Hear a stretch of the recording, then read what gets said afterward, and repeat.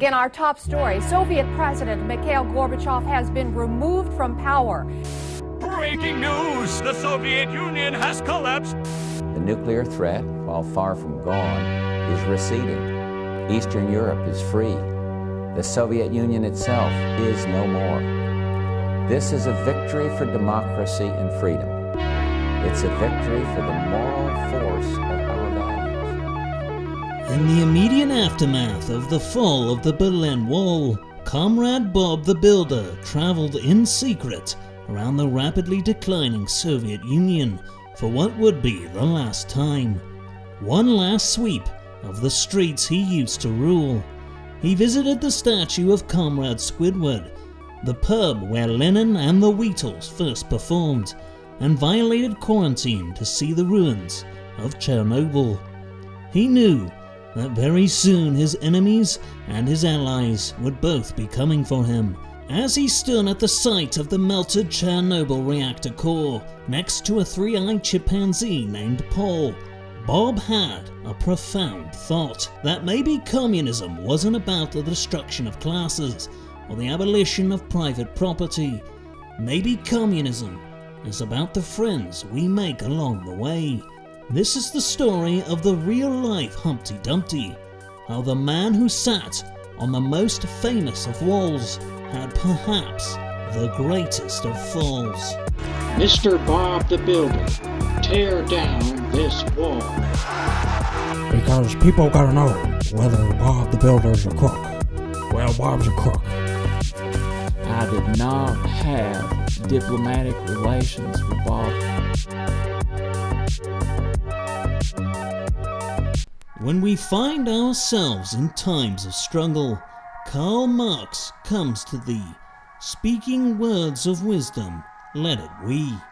A world-famous lyric sung by Lenin at the height of the Russian Revolution, the song Let It We by the Wheatles would have a profound impact on a young journeyman living in the heart of the rapidly industrializing British Empire.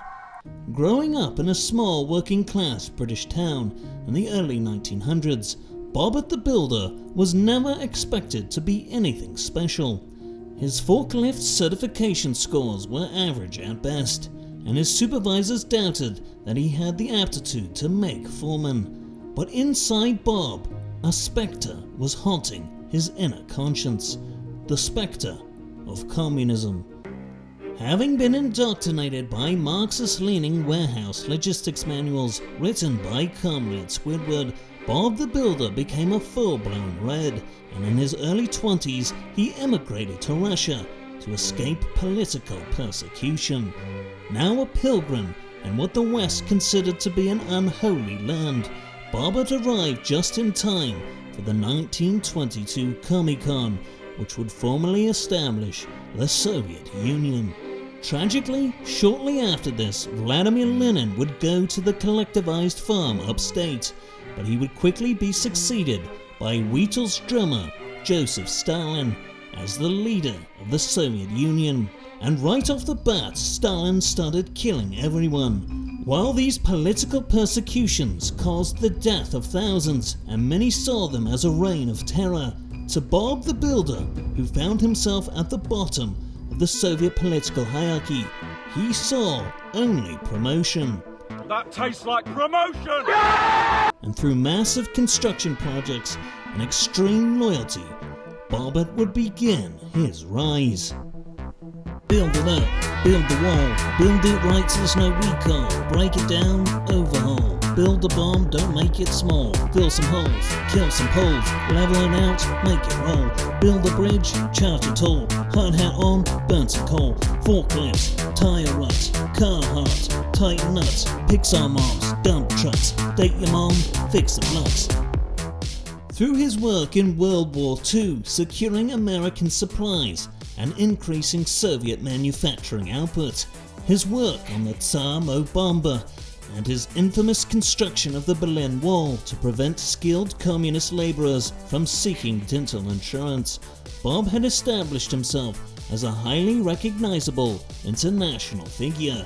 His legendary rise from a lowly British journeyman to a leader of the communists in the front lines of the Cold War had made Bob the envy of every Facebook mom in the Western world. But after Stalin's death due to a fried chicken addiction, Bob was left without, perhaps, his only friend.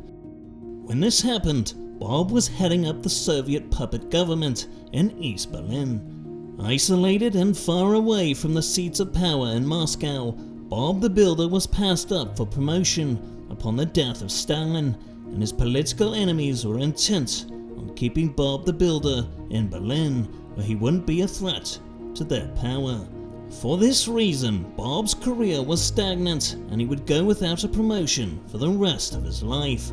But keeping Bob away from Moscow seemed insufficient to his political enemies. Comrade Squidward in particular wanted Bob's legacy tarnished to preserve himself as the greatest foreign adversary to the West.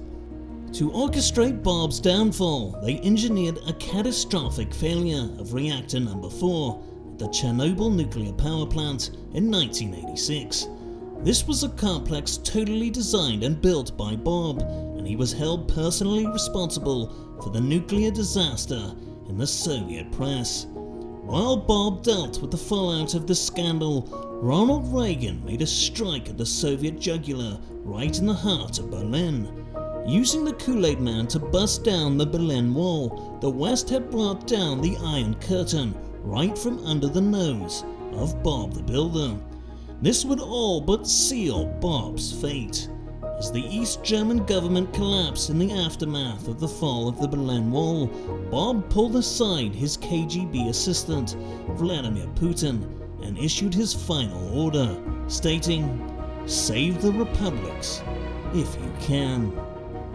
Bob was arrested shortly after the fall of the Berlin Wall and charged by the Soviet political hierarchy with treason. He escaped the death penalty for his crimes by a single vote.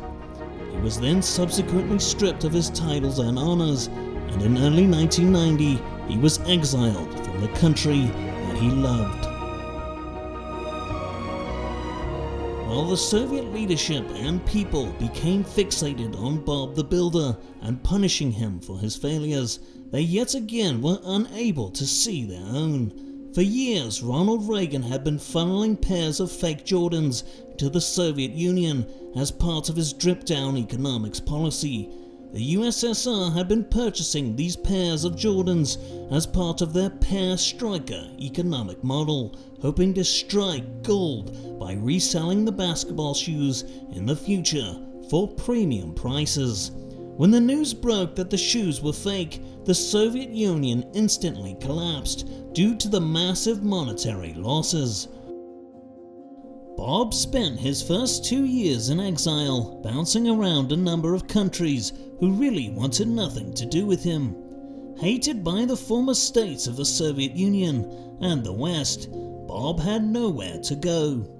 He had attempted to return home to Britain in 1992, but was flat out rejected by the Home Office. In 1993, he was unexpectedly offered asylum by his old adversary, the US and the Clinton administration, who offered him a small shack on the US island territory of Puerto Rico.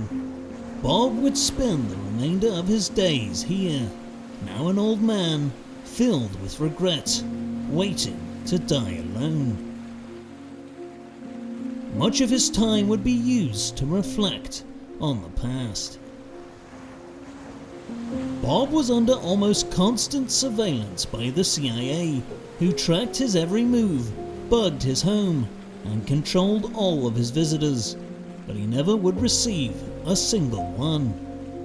Bob passed away on May 25th, 1999. He was placed in an unmarked grave, and his death was largely a footnote in history. His last words were rumored to have been, "Ungrateful country, you shall not even possess my tools." It's hard to imagine that the man who coined the phrase, "Can we fix it?" would meet his end in such a way. He had fought for the future and destroyed the invaders, but his name would be lost to the nations, and no generation would honor his name.